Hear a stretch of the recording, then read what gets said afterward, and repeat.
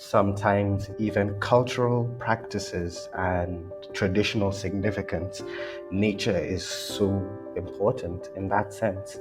But then for the side of nature, there's some dynamics which the community needs to be really in touch with it.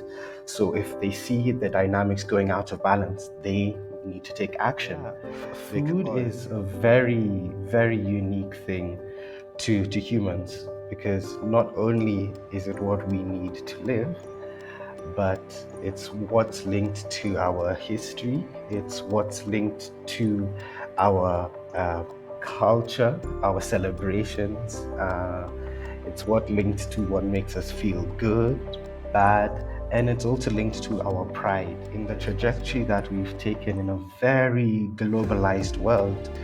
That, coupled with the changing of environments, we're seeing this link to our foods, and all of this other factors that I mentioned start to disappear.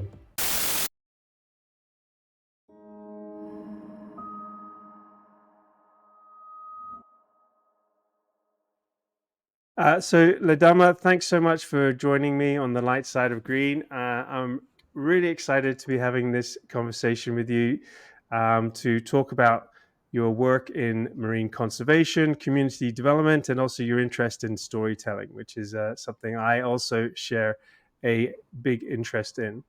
But before we get into that, if you could introduce yourself to the community, talk a little bit about where you come from, how you got into conservation, and also maybe tell us a little bit about the Kenyan context. That would be very helpful. Thank you so much, Anton, and so glad to be having this discussion in this space. Yes, so my name's Ledama.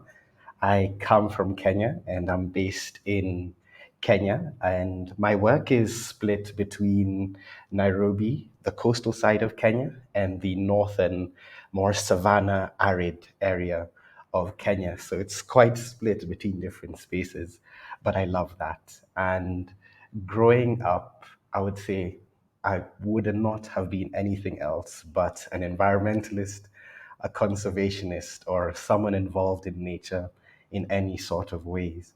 Because as much as I went to school in Nairobi, every chance I would get with my family, we'd go to visit my grandma, where her place was in or next to the Masai Mara, which is one of the hotspots for wildlife. And every Right. other holiday, we'd find the chance to go camping or exploring out in nature with my brother and my dad. And, whether it's swimming in rivers or just going for hikes up different mountains, that really was at the core of my upbringing. And around that, just witnessing how communities were part of these natural spaces, how the ways of life were so integrated with these spaces, and that balance was something which always piqued my interest. And seeing how community fed into nature and nature fed into community. So that really formed the core and basis of how I approached life. And from there, got the chance to study environmental and geographical science at University of Cape Town, which is Hmm. another biodiversity hotspot. Very unique Yeah. biomes. Right. Got the ocean there, got the fine boss, got the mountain, and it just took me deeper and deeper. Where as much as we were learning about the theoretical components of environmental science, geographical science, sustainability, having that foundation of seeing how communities interacted with nature growing up, I was able to now use that as a reference point for all of this knowledge that I was learning in university. And that came with Right. also spotting gaps back home, but also spotting where solutions, which I had seen growing up, could be used at the global scale. And luckily enough, I had the chance to jump straight into conservation following my studies in university. So came to Kenya, and through a really, really great friend, Des Bowden, was able to now start working in a project in Kuruitu. So Kuruitu is a small gem along the Kenyan coastline. And Hmm. if you ever get the chance to visit, I would suggest it because underneath the water, it's a really beautiful world and special place. And it's this special because it's been protected by a community for a long time. One of the oldest or longest standing locally led marine protected areas in Kenya, but I'm sure even the Western Indian Ocean. And just seeing the vibrance not only of the community but of the marine life underwater, and have the chance to work with this model as my first job in conservation, that's something which really shaped and charted my approach to my work, which was every solution that we do in the conservation space should not only take care and preserve nature, but it should also take care of the people. So it needs to be something which has both this balance, you know, takes So, care of. so Mhm, please go ahead. yeah, okay. So we're going to get into Kudiritu, and I believe that's with Oceans Alive, Kenya. Is that correct? Yes. Okay, so we'll get into that. But what you just said there, I think, is really interesting. The idea of nature and conservation being something that supports the community and vice versa. Why do you think that? Because they really feed into each other, especially when it comes to a community for its food, sometimes even fuel, Hmm. sometimes even cultural practices and Right. traditional significance. Nature is so important in that sense. But then for the side of nature, there's some dynamics which the community needs to be really in touch with it.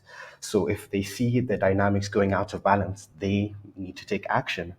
Because if that natural space, if that environment, if that natural resource declines, that means their livelihoods also decline. So it's this balance of seeing how they can be able to sustain each other. And for, I'm sure, centuries, communities, especially indigenous communities, have lived in this way. And it's very much with a lot of the recent developments and changes in climate that we've seen this balance go at risk. But I think that's when we need to really get in touch. Let's look back at what we used to do, see what we can learn from our traditional indigenous community approaches that can fit in this day and age because they had the balance, right? They had the minds to be in touch with these dynamics, and it's what we need at the moment. So that's why that balance is important. Yeah, no, I agree completely. I sort of frame it from a slightly different perspective. I feel like for a long time, there's been an emphasis from the global north to conserve, right, and conserve nature resources, and a lot of time, effort, and resources has gone towards that. But we've really approached it with a concept of separation, right? Like it's been conserving that natural environment, and then maybe working with local people to separate things when now I think that's changed and that has been changed for some time now in the conservation sector. It's common practice now for us to think about conservation and community conservation together, but I don't know that that has really filtered up to the public.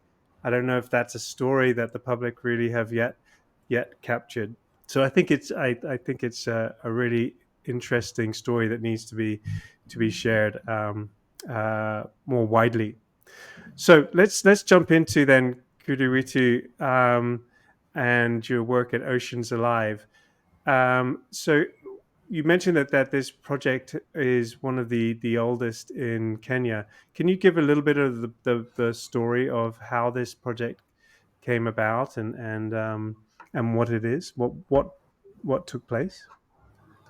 I'll be so happy to. I really I'm so privileged to be one of the ambassadors for this Hmm. story.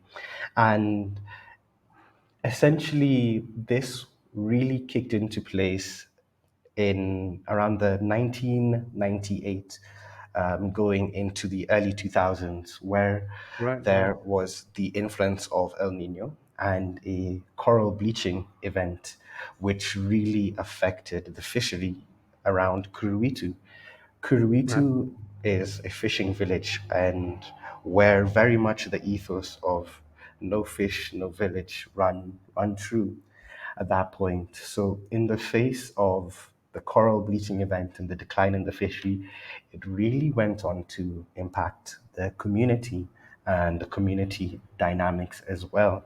And the change in the environment was very much visual and seen. Hmm. So, what we found here is in looking to address and to help in the bounce back of not only the community's livelihoods, but also the space which they had always seen as this beautiful, colorful marine area.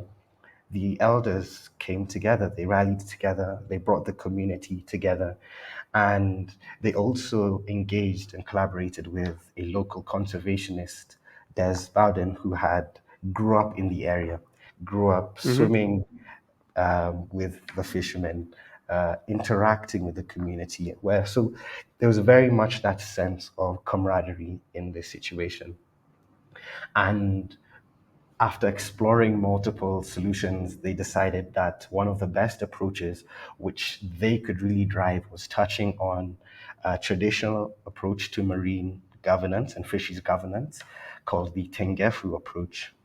And the Tengefu approach is when the community decide to section off an area of their fishery and say, in this space, no more fishing will take place, because not only have we seen it decline, not only have we seen this vital place, which was a fish breeding site, also go Hmm. down, but also this is something which we know is very much doable. So it takes in consideration not only the fishing component, not only the environmental component, but also some of the livelihood component, where in other areas they can still be able to fish.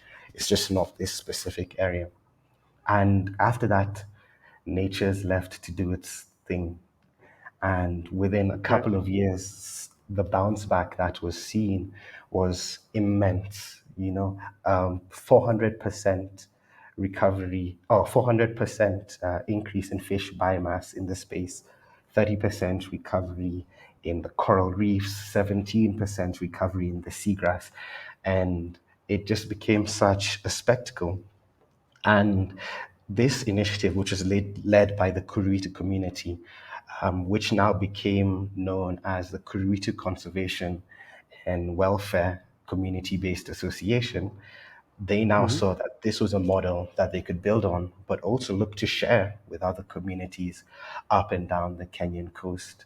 And they turned it into a living classroom, and just the elders involved in this community-based organization, such as one called Dixon Juma, another one called Katanangala, absolute stars when it comes to sharing this model with other neighboring communities. So it really became a hub for seeing the potential of what a local community can do in the marine space in Africa, which I say it's very unique and so needed. And from there, what was needed is, as much as it was driven by traditional law, Hmm. state law didn't quite recognize it, which would make it a little bit tricky in some areas to enforce, because it was very much based on the ethos of all of us agreeing not to fish in this one space. Right. So the need to have it acknowledged by state law also came about, and that drive and that advocacy came also led by Kuruitu and then Oceans Alive carrying the torch, and eventually starting with it being considered in the 2007 fisheries legislation in Kenya, all the way up to the later ones. I think in, yeah, 2019, this approach now became recognized within a collaborative management structure, meaning that it can now be enforced not only the traditional way, but it's also supported in law. And that was massive. That really was big, especially for such a model being shared. So that's the journey, and I'm sure that it's not over. We continue to want to, scale it, where we've got the 30-hectare Tengefu, and around it, there's now a Hmm. 12,000-hectare co-management area. And also, the government is doing a really positive drive for co-management areas as well. So you can see the projection of how it's grown, and I like to call this a ripple effect in perspective. This really has been a ripple effect from that one drop in the early 2000s to now, where we've seen it looking to be implemented up and down the Kenyan coast now. And this is what motivates me. This is why I'm really such a believer in traditional indigenous solutions. Okay, excellent. Thank you very much. Yeah. I have a lot of quick questions. As I mentioned, so I work with marine conservationists, small marine conservationists, and in particular in the Philippines. So I have a lot of questions about the details of the project. But let me start with the local context. Context. So Kuriwitu is it's a you mentioned 30-hectare site. Is that correct? Yes, so Kuruwitu is Yeah. essentially a beach. So it's a Yeah. village Okay. which along the beach goes almost 12 kilometers. And Okay. then the marine space goes 10 kilometers outwards. So the Oh, Kenyan so coast, okay, it goes quite deep actually, or quite far. yeah. So Okay, the Kenyan coast is split into what is called beach management units, and okay, each community has their space which they manage all the way up and down the Kenyan coast. okay, Yeah. okay. I understand. And the community or the village is it just one village associated with this area, or is it a couple of villages? So Kuruwito is the wider area, and Yeah. along the 12 kilometers of coast, you've got Hmm. six landing sites. And a landing Okay. site is essentially the point where the fishermen are able to bring their fish, weigh it, Right. sell it. And each of these landing sites almost has its own kind of village around it or close to it. And they Right. all have a representative, and this representative contributes to the wider management of the Kuruitu area, where Got it. Kuruitu has kind of like an executive committee for the beach management unit, managing the space and the marine area. Got it. And so, how many people would be in the area approximately? Do you think? Approximately, I would say maybe 400 to 500, but I would need to Right. confirm these numbers. Yeah. Sure, but it's not like 10,000. So that's if you're looking at the direct actors in the fisheries. But then when you look at the households and Right. the households that are supported by the Yeah. economy or the value chain of the fishery, that's when it expands. And Right. this value can just go and keep on multiplying the more you go into the value chain and its impact and its circulation within the community Okay. as well. Yeah. Okay, I see. And so and in that area, it's largely agricultural or it's largely fishery based or it's mixed between the two? Just again so we can have a little bit of understanding of the context. It's a very unique dynamic that you get in that part of the Kenyan coast, Hmm. because for a number of months a year, the water becomes quite rough and it becomes very difficult to go fishing. So a lot of the Right. fishermen turn to the land. That's if you Right. don't have these really sturdy boats, which not everyone can access or has the Right. finances to get, or such insurance. So Hmm. people turn to the land for around 5 6 months of Right. the year. because the water and the seasons have changed. And for Sure. the other months, they're now fishing. It's the more calm season. They can go out. They can spend more time fishing in the water. So that's where now the land and the nature of the land becomes very important for the community. And Right. unfortunately, over the years, we've seen space or land accorded to local community gets smaller and smaller and smaller with Right. development along the Kenyan Mm-hmm. coast, maybe for blue economy activities or tourism activities or Mm-hmm. residential areas. So the land has been getting smaller. We've seen patterns in rainfall become very unpredictable and change. Mm-hmm. So Yeah. whereby the community will know at this time of the year when we feel the wind change, and or when we see the wind change and we see the moon is like this, we know it's time to plant because the rains will come soon. And so now they plant, but then the rains are late or the rains Right. come early, and you're Right. seeing success or in the harvesting or planting seasons just go down and down and down. That unpredictability Right. in the Sure. rainfall, and also drought. Drought as well is a Mm-hmm. factor. So space is getting smaller, it's getting hotter, can't rely on rains as much. So it really puts them in a difficult position. And I'm Mm-hmm. sure this is not a situation or circumstance only unique to this area. I'm sure there are many other places along the African coast which are facing the same thing. Yeah. Okay. No, no, thank you for that. So I understand the context. You also spoke about the traditional governance system, and then you also spoke about traditional enforcement. Now, in my experience with working in marine conservation, it's one thing creating a marine conservation area, but it's another thing managing it and enforcing it. When inevitably some people cross the lines, there is a need to be able to monitor that, but also to then have some form of enforcement. I'm interested to understand a little bit about the traditional methods of enforcement. How did that work? So it's a very much on where the on an elder law. So Yeah. you've got your community group or committee or team, which is Hmm. responsible for patrolling, monitoring the area, and it's Hmm. very much those who've been selected to in the day go around, look out at night, also be on the lookout, report.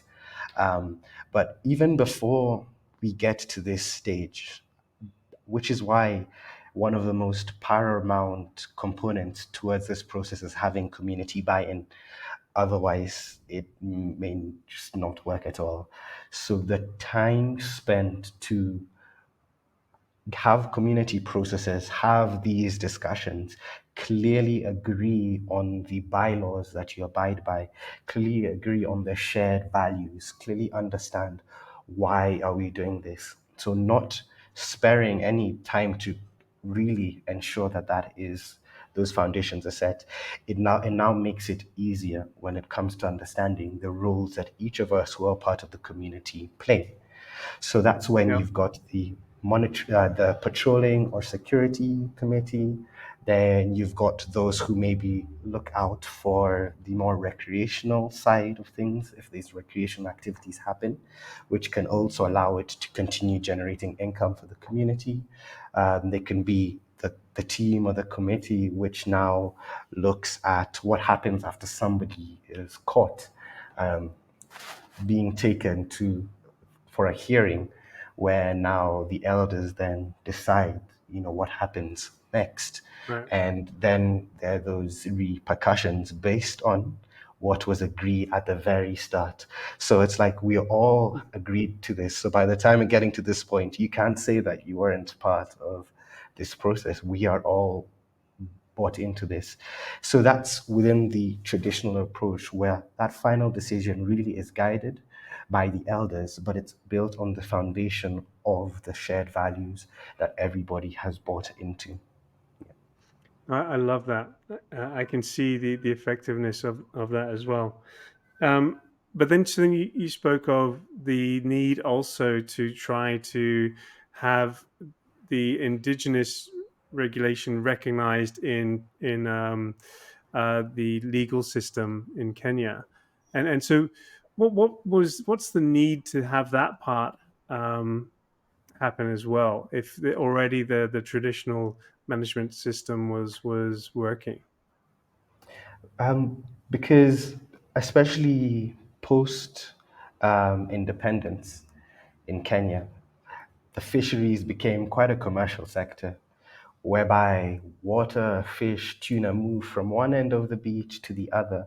I mean, Right. of the coast to the other, and Yeah. fishermen who are involved in different parts of the fishery will sometimes fish in this part and then follow and go fish in this part of different time of the year. So this commercial nature now has completely opened up the fishery in Kenya of movement up, down, whereby at the community level, communities are still very much, located around their areas because, Hmm. the boats may be not as big or the fishery ventures may not be as extensive to travel far. But now you've got other private actors which are very active within the different spaces. And Right. you've got very different methods of fishing, which vary and Hmm. have different impacts. So there's a need to have some sort of management of the fishery with it now exploding into this more commercial sense. Otherwise, it will just eat into itself. And those with the better equipment, more extensive backing could end up taking more, and that could affect communities who may be only confined to certain locations. And dynamics within the ocean are very delicate, with one thing being able to tip over for many other factors and sectors. So by having this nature, it means you can have a community tengefu here, but then Hmm. a trawler one day can just come, go through the tengefu, and they'll be like, Right. sorry, I didn't agree to these Right. laws. So yeah, there's not really that grounds on which they can enforce those laws um, in that component. But if it's now acknowledged in the state law, that means that the bylaws can be enshrined in an act which allows them to, enforce this, fight grounds for negotiation, and give them Hmm. a say, give them a voice in it. So that's where it really comes to be very important, where it's not only protecting the rights of the small scale fisher, but also it's protecting the effectiveness of what is very innovative traditional solutions. Yeah. Okay. So that's really interesting. That we experienced a similar problem in the Philippines, where you put all this work into helping the local community take ownership of their local resource, but then the commercial sector, which wasn't part of that initial work, come in and take the balance, push the balance out of place again. So, and I guess that's where the co-managed area has come in, which is, I guess, it's like a bigger area that surrounds the Kuruwitu area as like a buffer zone almost. Could you talk just a little bit about that, so that I Very much understand so. that?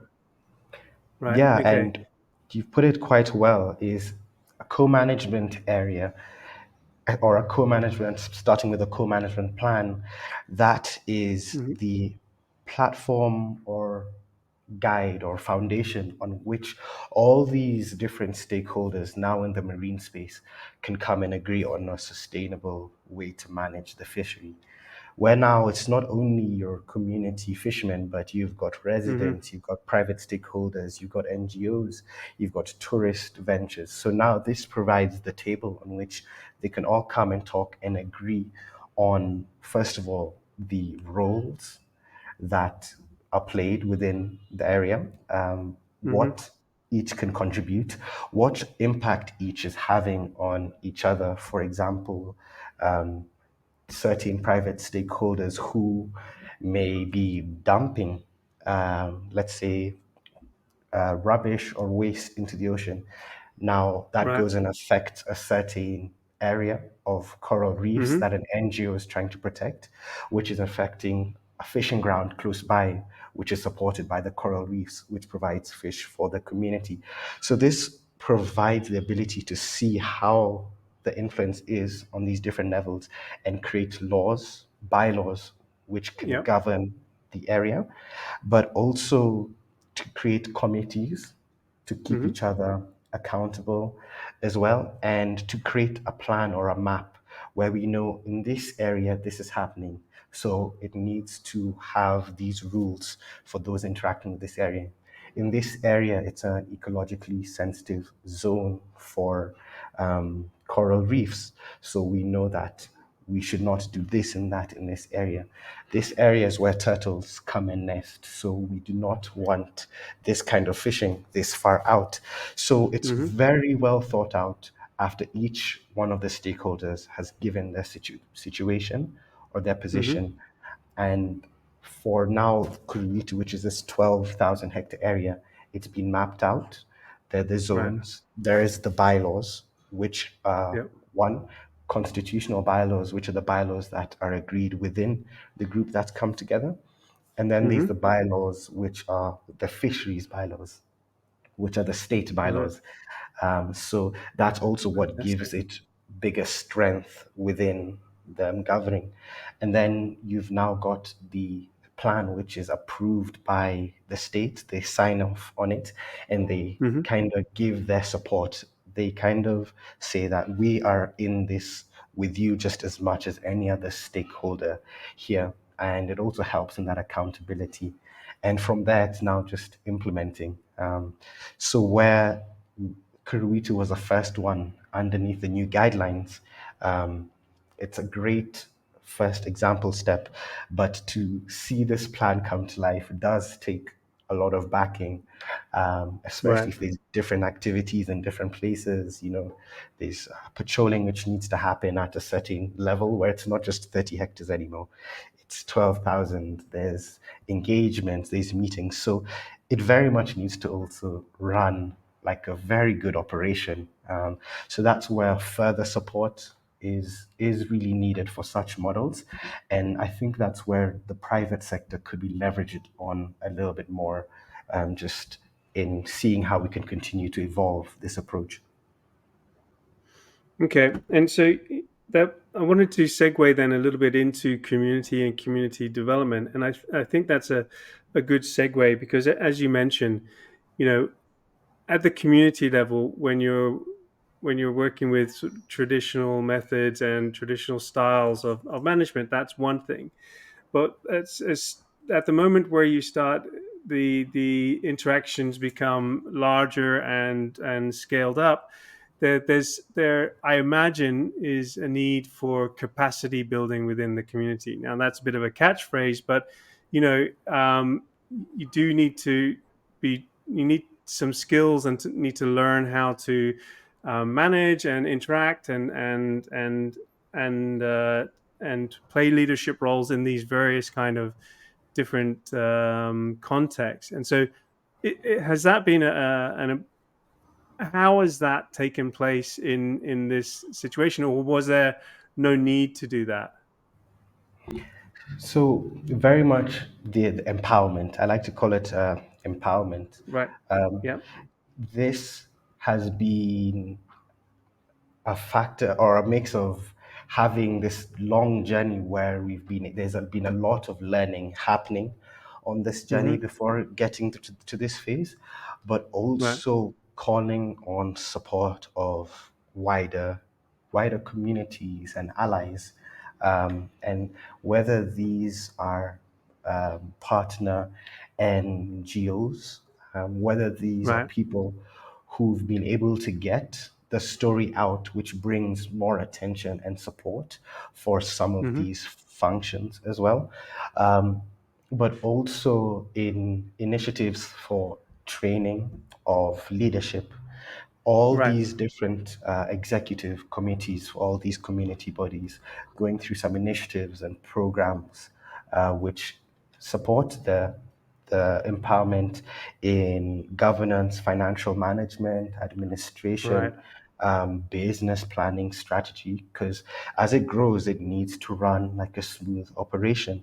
And Right. you need to also give the tools to do that. It's not like you Right. say, go do this, and you don't give a guidebook or a blueprint for it. So it's also supporting the tools and the resources to do so. And that's when you can rely on some of these other partners and some of these initiatives for training. And then education is a big one, where not only working with the executive committees, but at the schools, primary school, secondary school, programs which also communicate and educate on the rights Mm-hmm. that they have to have a say in the management of their natural resources. They have the right to contribute to some of these decisions. And it's something which you don't only start teaching when someone is much older, but imagine if you grow up knowing that I have a say in the future of this, because when I'm this old, this will be one of the main things I rely on. So just fostering that mindset and that approach is also very important. So you're not only looking at this level, but by the time the youth is coming to that leadership position, we're now looking even bigger. We're now feeling stronger in this management capacity as well. Mm-hmm. Yeah. Yeah, no, it's fascinating.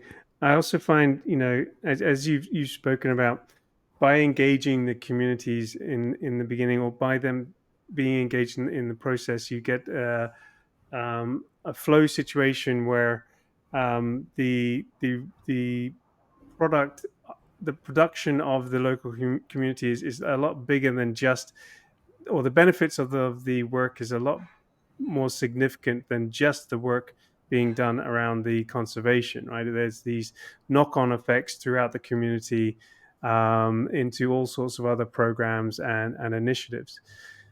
And so, in this context, how important has been the community development as part of the initiative beyond just conservation? I would say massive, because it also comes into pride, ownership, Yes. and Right. dignity as well.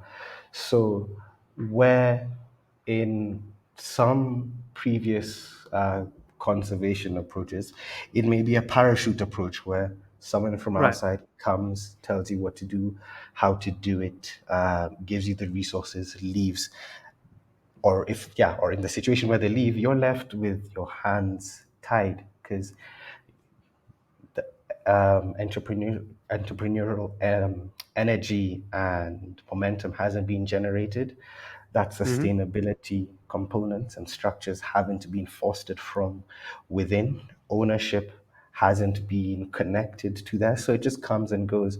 But when Yep. it's approached in this way, where you're growing from the roots and you're knocking or you're connecting to all these other components which are at play within this community, and each community is unique, which is why Right. also getting to understand what is the identity of this community, what's the history, what is the dynamics. That is why it's also very important, because Hmm. then you may find what you had as an idea of an initiative which would go in this direction, it takes its own direction led by something which was very much unique to that place, and it ends up fitting a piece of the puzzle. So it's very much the dream is for the community to take the lead and grow, really grow with it and own it, because they're the ones with their solutions. They're the ones with the understanding, and we just share a heart. So I think that it really does generate a certain energy in different components. The Hmm. livelihood part, food, environment, education, capacity of youth minds, motivation Hmm. in yourself to drive an idea, belief in yourself to know that the solution can come from us. It can come from us, and it doesn't always have to be someone. So once you get that sort of energy, it becomes its own snowball. Yeah.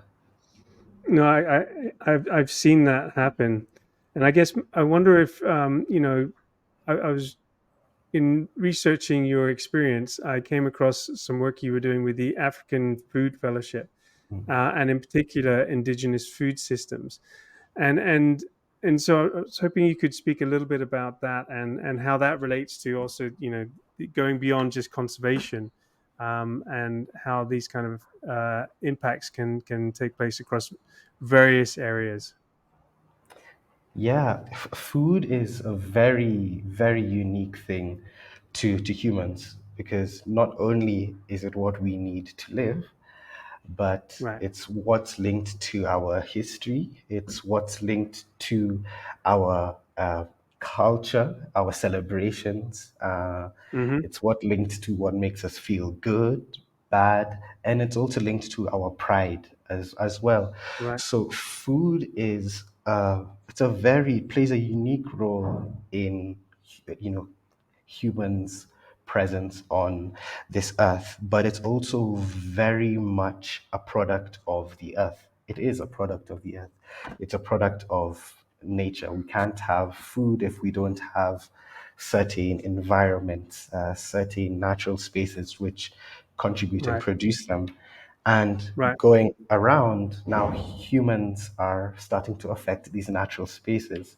So now that's affecting the foods that are available, but Right. also in the trajectory that we've taken in a very globalized world, that coupled with the changing of environments, we're seeing this link to our foods in all of this other factors that I mentioned start to disappear. And not only does that affect what we're putting in our body, not only does that affect our options, Mm-hmm. put certain groups at risk, certain economies at Mm-hmm. risk, but also it takes away from that unique component or that traditional cultural component, that pride aspect.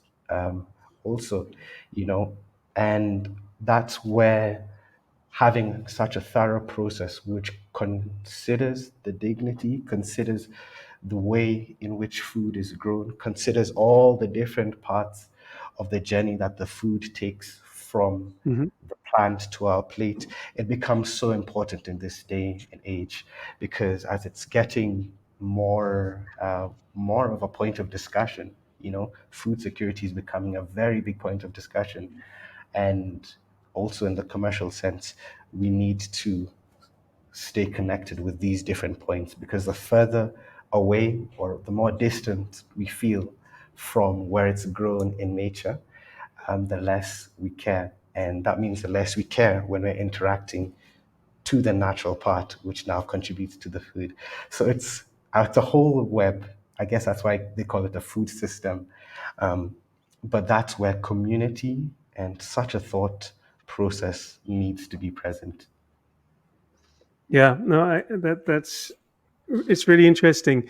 I share some traditional practices with my family around food, and I think that's a really important part of our family culture.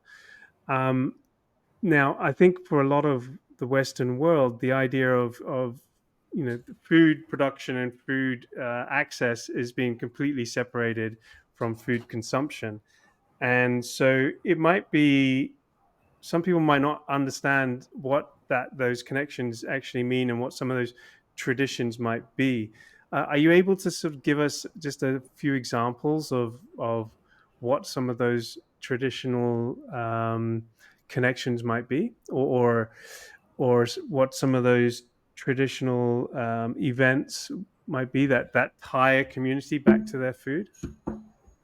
Very much so. And one one of these may be something which I was shared with in Kuruwitu.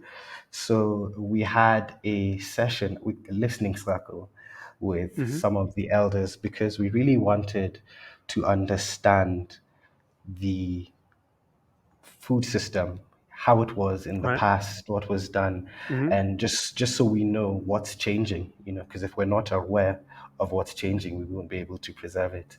And this Right. really enlightened my mind.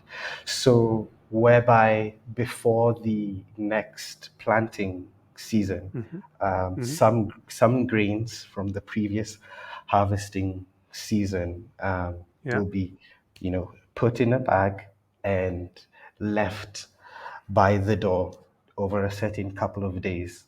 Um, Hmm. dur- there'll be some ceremony around it before that season. And yeah, and from there, that kind of will mark the carrying on from that previous season into the next season. And that Right. also comes with some thought and considerations into the process of the planting, how the Hmm. soil is taken care of, how the ground and the soil is managed, maintained, what's left Hmm. in the soil, what's removed from it. So that process, which some may see Right. as very much ceremonial, also has the consideration of how the biome works as well.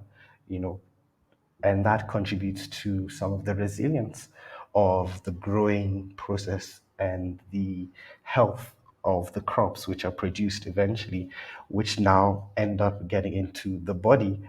And that's much better for the body than something which used um, you know, chemical components in it too, for the pesticides or fertilizer.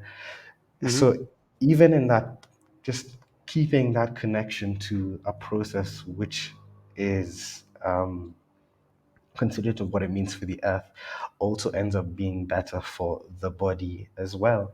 So that connection isn't only from the cultural pride, identity point of view. It also now touches on the health, the health of the Hmm. food, what Right. we're putting into our bodies as well. So that consciousness that comes with that link, to how it was done also brings you closer towards how you can maybe live a healthier life as well. That's interesting, isn't it? I mean, when you hear it spoken about like that, you realize that a lot of the world could do with reestablishing their connection to their food systems. Um, but I would guess though it's unfortunate because they don't have a indigenous practice to fall back on, and I guess they're particularly in the Western world, we're reinventing ways to reconnect, and so you get ideas like permaculture and things like that, which are becoming more and more popular as a way to bring people back to thinking about their land. In Kenya, and maybe in particular in the Kuruwitu area, um, how much of the people, sort of just broadly speaking, would still get their food locally versus those that might get their food from a international kind of supermarket system? So, still, a lot of the food consumed by the community is grown there, but Right. it's now the question of what is being grown. Right. So there was a big drive with maize, to grow maize, Right. and this was nationally around Kenya, Hmm. and that's carried on. So maize has become quite a popular crop, but what we've found is the seeds which are being provided. Um, being more and more on the GMO side, which then affects Yep. the soil composition as well. But it also now forces a lot of monoculture, where it's just Monoculture. Right. one specific crop being grown, and Yeah, so now maize really is the main crop.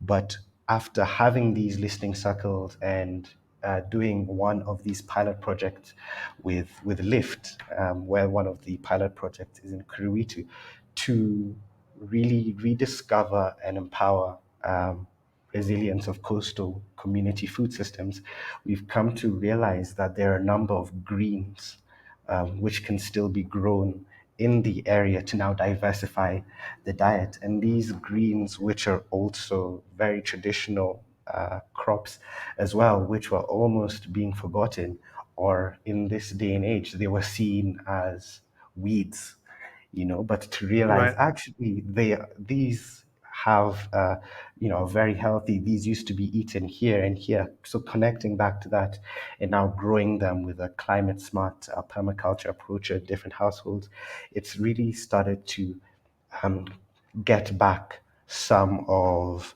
this agency in what we grow for ourselves, our body, and our soil. So that's been good, but also what we found is that there's a need for a lot more of it. So malnutrition in the area is very high Hmm. because lack of leafy greens. So at least there's a Right. need for that, but at least our program is starting to spread, and we've got this ripple effect happening there as well. And Hmm. with the permaculture approach, where with the unpredictable rains and the soils at the coast, which can be dry, nutrient poor, or scraggy, at least some of these approaches are helping the communities that we work with in our project to be able to grow in methods which can still be able to produce in such conditions. Yeah. It's really interesting because as we're talking through and hearing your story, and hearing the story of Kuruitu, I'm trying to balance the desire to want to maintain and promote traditional systems and traditional control of resources with the external forces that are influencing modern life, right? Like, so for instance, external food markets, the fact that maize was being promoted to be sold for, I'm presuming, an export market. Right, that's a very strong force impacting the local community, driving them away from those traditional practices. Other forces like that are tourism, right, and just the general, desire to want to like modernize, right. It that's almost in contradiction to some of the um, locally focused initiatives, and I'm always trying to find, well, are, is there an element of we're trying to force people to slow down rather than taking, say, becoming tourist providers and that kind of thing, and how do we think about that, how do we find the balance between these two opposing forces. But then there's one thing you said there, in talking about the maize. You said they then realized they needed to address resilience, and I feel like that's where a lot of this comes from. Resilience, that's where the balance can be struck, right? In finding resilience in our food systems requires that we don't have monocultures, right? It requires that we have a diversity of types of crops, diversity of solutions. Same with resilience in our food system means that we have not just food that comes from other places, but we also produce our own food. And you see this on the national scale, international scale, and also the local scale. And so I'm not sure if there's a question at the end of this, but I feel like, I'm always in this conflict between these two kind of ideas, and I don't know if that's something that you think about, and or how you think about that. It's, yeah, definitely something that I've thought about, and Right. I've been so lucky to be able to drive and develop an initiative with four other groups and organizations globally, where through the Food System Game Changers Lab, it was this initiative Mm-hmm. piloted by the Rockefeller Foundation, but it brought together many minds in food system all across the Right. world. Right. And I ended up getting very close with a group which was focused on elevating and empowering indigenous food system solutions. And this is where it gets funny because it's an initiative to empower indigenous food system solutions, but we're all working at we're connecting at a global scale. Good. So Right. how can we connect at a global scale, act locally, and how can that be able to contribute wholesomely and create this new approach to it? But Mm-hmm. 2 years later of being able to continue to think through this designing process together, contributing the context, solutions, learnings from all these different locations, one of them Mm-hmm. being Brazil, where the organization is called Melly Bees Network. One Mm-hmm. other Right. location being Canada, where the organization is called Prairie Food System Vision Network. The other one Mm-hmm. in Nigeria, Village Farmers Initiative. You've got Oceans Live in Kenya, and Friend Fiji, being based in Fiji. And so from Mm-hmm. all of these locations, getting the understanding, learning from organization or an initiative which has worked together with the community. So get that feedback, start getting these engagements happening, and then do a project where the solutions are now taken up to this global level and advocated through our global power, but support is channeled in to be able to support the local solutions. And information on the driving dynamics of it are able to be shared, and we can see the similarities, and we can also see where regional differences occur. But Mm-hmm. at being able to have this more balanced scenario that you mentioned in your Right. question, it really takes kind of fostering a community kind of like that, where you've got a network of local solutions which have a voice at that global level. Because Right. really, at the global platform, this information is needed. So, something which can very much be determined by, let's say, a Western market at a global platform maybe Mm-hmm. missing some information from some key areas on the ground. And so then Sure. the global action, which is then driven, is very much out of touch or out of context with what's happening on the ground.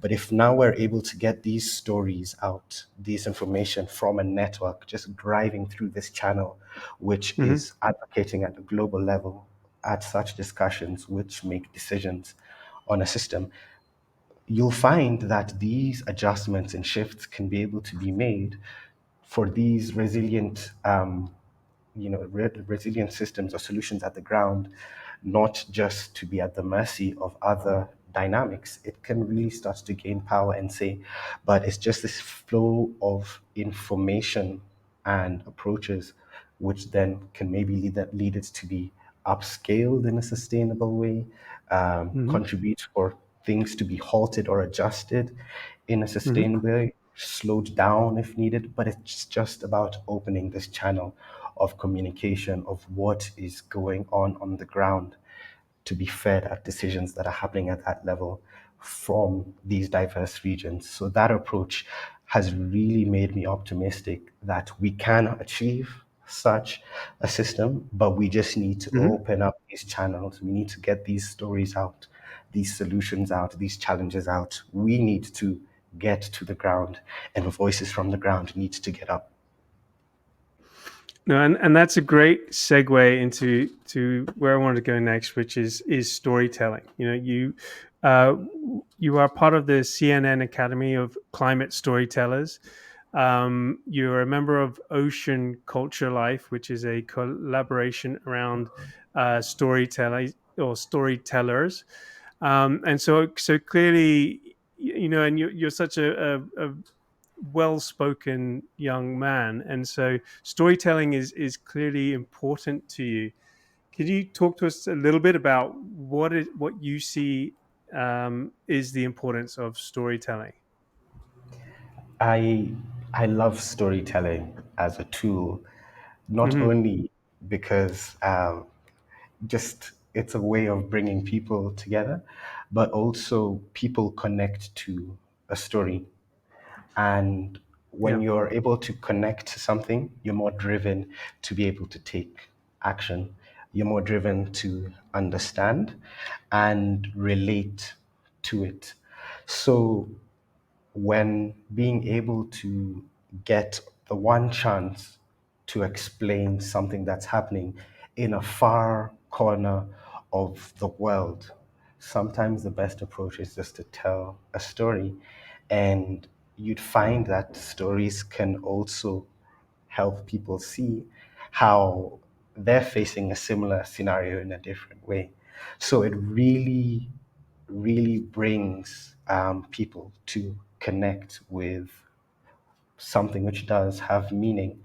And it also, I did wonder for a part of my life. I'm like, this is something which I just love doing, but it turns out that it really is a tool, and it's something Hmm. which I think very much can be, we can lean more into that in the conservation space, Yeah. because we can only manage what we know or take action against what we know.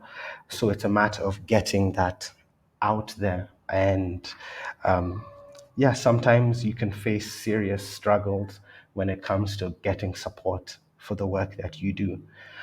Hmm. And you can go through certain grant cycles. You can go through trying to apply here and there, but sometimes just getting a story out can help rally support that's needed. So I think that is very powerful, but also in terms of knowing what's going on around you, it really it's really needed. And one thing that's been very interesting is the marine space in Kenya. So not a lot of people inland may know that we have these beautiful dolphins. We have turtles, your hawksbill turtle, your olive ridley, that we have white whales. And, they may Hmm. not know that these creatures are extremely beautiful and Right. key for not only the blue initiatives, blue functions, but key for the ocean, which is a carbon sink, which eventually leads to something that affects their lives. They may not know. So through a story, it can be like, wait, what on our coast in our ocean? We've got whales, we've got these kinds of turtles. I didn't know that. Okay, oh, this is happening in our oceans, and I may not even get the chance to see the turtles. So, you're bringing things closer to people which may be further away by just breaking Hmm. down these boundaries. And that's something which is so needed, especially when it comes to things like our foods, indigenous and native foods, our marine, our ocean, because it's so far out there. So stories bring it closer. And yeah, I do just absolutely love it when we all connect to a story. No, exactly. And for me, I see stories are a little bit like pictures. You know how they say pictures are worth 1,000 words. I feel like stories are similar. You can tell a very simple story, but there can be a depth of wisdom and information that's tied up in that very simple story that can be transmitted and shared at scale. So I find storytelling really interesting. I do have a criticism of the the conservation sector's storytelling, and I'm going to give it to you, and I'd like to hear how you think about that. I feel like there was a time when we used to tell really fantastic stories about the conservation sector, and in particular the natural world. um, I feel like we went through a period where a lot of our stories became very, very scientific, very, very, very, very dry, and at the same time, negative. Really, um, uh, you know, there was a lot of bad news that came out, obviously, but those two elements of storytelling kind of took over our storytelling culture, and as a result, I feel like we've lost some of our audience for storytelling. I think that's coming back now, and we're getting back into optimistic and the art of storytelling, and less the science of storytelling. But I do think that for a period, we globally weren't doing the best we could with storytelling. I don't know if that's something that you connect with or not. I very much do connect with that as well, and I think it comes to who was telling the story, who, Yeah, good point.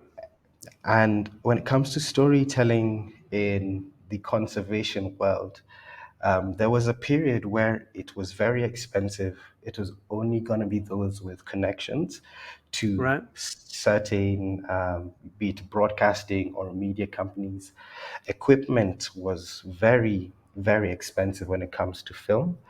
And right, even when you want to produce something that you've shot in Kenya, to be able to send the film to the UK or the US to now get it up there, and then script, having a place where you can get your script read, you can get your story read. There was very few channels, and those were, in some scenarios, very. There was some gatekeeping which took place. right. But in Yeah, this day and age, media has exploded. It's opened up.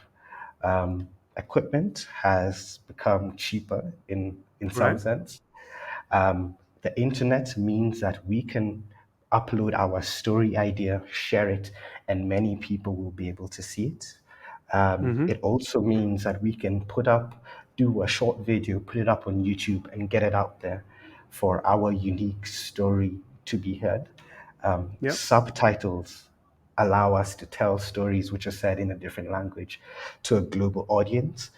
And it's got more kinds of eyes for different stories, some that are niche, some that are global. So it's not only through these, one avenue which caters for the whole world, but there's so many different avenues now. So the time is right. We're getting into that sweet spot to be a storyteller. So that's where now the art, the craft comes into it. What kind of storyteller are you going to be? And it's exciting to have that option. It's exciting to be able to craft and go deeper into that. And imagine you've got storytellers for all these different scenarios playing out, all these different solutions that potentially are out there, and that brings access. So we're coming into a very exciting time because it's now being very much in our own hands to be able to get it out there. Yeah, 100%. I completely agree. And I am very excited about the future for that and several other reasons. Um, I'm conscious about time. So thinking about wrapping up, you mentioned you're optimistic. You just spoke about how you feel like we're coming into an exciting time. What's next for you? What do you see on the horizon in Kenya, in your work? What are you trying to achieve over the next few years? So, very much to continue along the journey that I am on, Hmm. where I've now got the chance to work on the community conservation model more and develop a project in North Kenya in Mount Nero. It's a beautiful place, and Hmm. it's a community project around water security, food security, education, where we'll be getting schools, supporting enterprise with women groups and youth in, setting sustainability ventures. So that's exciting to be able to start something up and just see it Cool. grow, connect. Also continuing on the films, where I'll be releasing a film by this summer around July. So looking forward to that around climate change as well. And Mm-hmm. also looking to go more into the storytelling, really play into this, support other people out there, but also now go and see how I can support youth in also getting their projects out there, a little bit of a mentorship program, a connecting program. And Mm-hmm. from there, I just take it all in the stride of my passion. Yeah. Fantastic. So I like to end all my discussions with the question about um, how what advice would you give to someone out there who's looking at this and who wants to get involved in doing something good to save the world. What advice would you give that person looking back now? I would say start with where you are and what you're already connected to. So, by just being aware of some of the dynamics around you, situations Hmm. around you, and things which you feel like you can connect to in that space, you'll find that's where you can really have or start to have impact because you're connected to it. You'll have that drive. It's like, you know, it's very much within your space and vicinity to do. And it will lead you on a journey that you can just keep on taking. So, starting from the ground, where you are, what you do, and you'll find it leads you to a very interesting journey. Just be open, have a kind heart, and yeah. I think that's fantastic advice. Ledama, thank you so much for this conversation. It's your passion and your enthusiasm is infectious. Um, if people wanted to follow you, maybe follow your new project or to follow your films, how can they do that? Well, I'm on X, Instagram, LinkedIn, Yep. Right. and also I guess when these projects come up, I'll share them on those platforms, and yeah, that's how they can stay Great. in touch. And And feel free to reach out. okay, and I'll put the social links to your profiles in the comments below. Um, again, thank you so much, Ledama. I really enjoyed our conversation, and I wish you the best. And I hope to talk to you again soon. Thank you so much. Thank you so much.